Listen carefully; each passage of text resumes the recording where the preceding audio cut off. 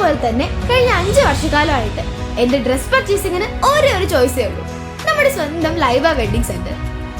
Laiba wedding centre, Pookkottumpadam, Wandoor, Karuvarakundu.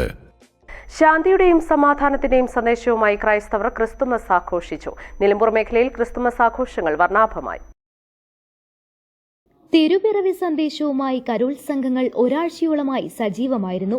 വ്യത്യസ്തമായ പുൽക്കൂടുകൾ കൊണ്ടും ഈ ക്രിസ്മസ് ഏറെ ശ്രദ്ധേയമായി. ക്രിസ്മസ് കരോളുകൾക്ക് ഇക്കുറി വിശ്വാസികളുടെ വലിയ പങ്കാളിത്തമാണുണ്ടായത്. ഇന്നലെ രാത്രി ദേവാലയങ്ങളിൽ നടന്ന തിരുപ്പിറവി ശുശ്രൂഷകളിൽ ആയിരക്കണക്കിന് വിശ്വാസികൾ പങ്കെടുത്തു. ക്രിസ്തുമസ് ആഘോഷത്തിൽ പങ്കെടുക്കാൻ വിദേശ രാജ്യങ്ങളിൽ ജോലി ചെയ്യുന്ന കുടുംബാംഗങ്ങൾ കൂടി എത്തിച്ചേർന്നതും ആഘോഷങ്ങൾക്ക് മാറ്റുകൂട്ടി.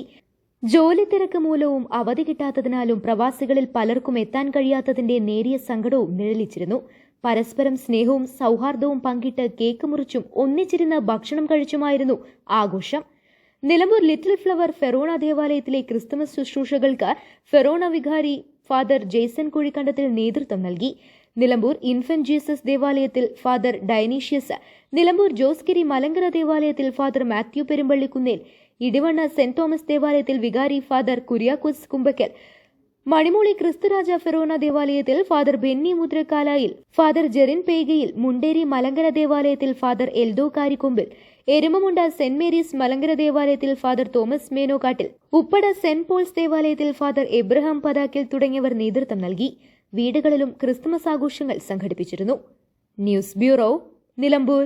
സ്വന്തം ഹൈസ്പീഡ് ഇന്റർനെറ്റ്, നമ്മുടെ സ്വന്തം ഇന്റർനെറ്റ്.